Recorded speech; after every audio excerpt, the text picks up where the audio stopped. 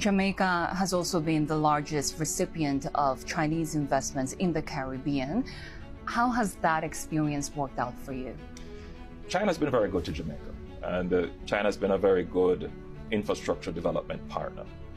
We benefited from Chinese investment and Chinese loans, particularly during the period of time when there was a global recession, 2008 to 2010. And we used that to support the development of infrastructure, particularly our highways. And that has been an economic boom for us. But in terms of our debt profile, Chinese debt is approximately about 4% of Jamaica's overall debt.